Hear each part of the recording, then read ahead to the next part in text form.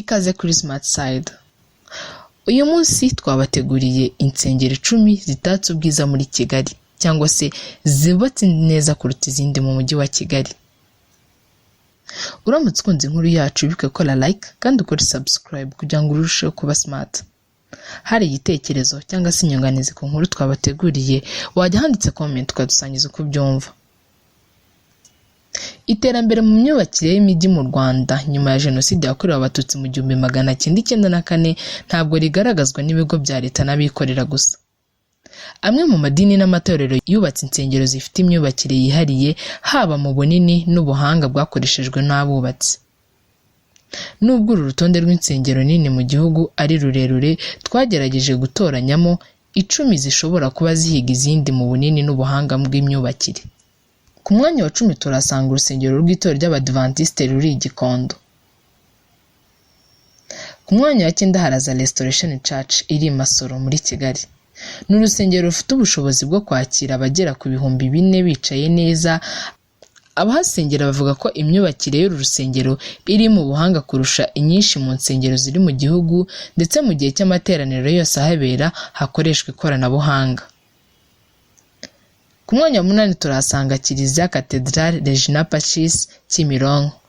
Yarangije kubakwa mu mwaka wa 2008 hakoreshejwe amafaranga y'u Rwanda miliyoni 800.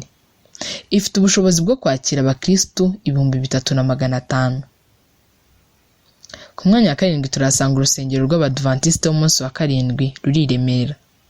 Uru rusengero ruri ku gahanda k'amabuye kava muri rond-point ya Sonatube ku Kicukiro kerekeza i Remera ku Gisimenti. Abayobozi b'Itorero ry'Abadventiste w'umunsi wa 7 bavuga ko uru rusengero rwaguzwe mu 1991 ari ahantu hari hateganyijwe kujya habera akabyiniro. Rwaje kuvugururwa ahagana mu mwaka wa 1998 rufite ubushobozi bwo kwakira abantu bagera ku 3,500. Ku mwanya wa 6 harazaho Kiliziya yitiriwe Mutagatifu Karoli Rwanga i Nyamirambo. Iyi kiliziya ifite ubushobozi bwo kwakira abakristo bagera ku 3,500.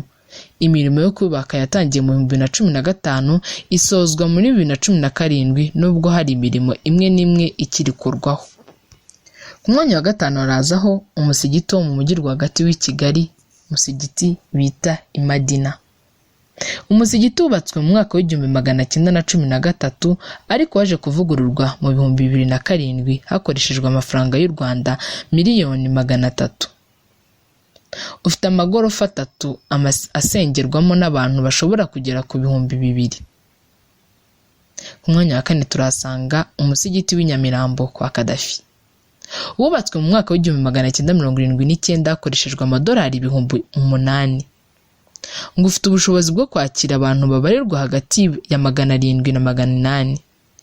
Nubwo inyubako ari nini yubatswe kuri metero 24 kuri 60, ifite ibindi bice bidasengerwamo byagenewe amashuri.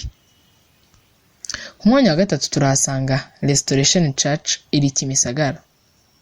Uru rusengero ruri Kimisagara mu karere ka Nyarugenge, abaruyobora bavuga ko rufite ubushobozi bwo kwakira abantu 4,000 bicaye neza. Rwubatswe kuva mu 1994 kugera n'ubu hari ibikiri gutunganywa. Ku mwanya wa 2 turasanga itorero ry'umugeni wa Kristo riri ku Gisozi muri ILK. Uru rusengero rufite ubushobozi bwo kwakira abantu bagera ku 4,000. Rwubatswe kuva mu 2015 kugera 2017 mu kagari ka Ruhango, umurenge wa Gisozi mu karere ka Gasabo. Ku mwanya wa 2 tuhasanga urusengero Bethesda Holy Church ahitwa kwa Rugamba. Uru rusengero ruherereye hirya y'agakiriro ka Gisozi mu kagari ka Kagugu, umurenge wa Kinyinya mu karere ka Gasabo. Abayobozi ba Bethesda bavuga ko uru rusengero rwubatswe kuva mu 2009 kugera mu 2014 hakoreshejwe imisanzu y'abanyetorero yanganaga n'amafaranga miliyari 1.5. Umushumba w'itorero ryera Bethesda Albert Rugamba avuga ko uru rusengero rufite ubushobozi bwo kwakira abantu 4,000 bicaye kandi bisanzuye.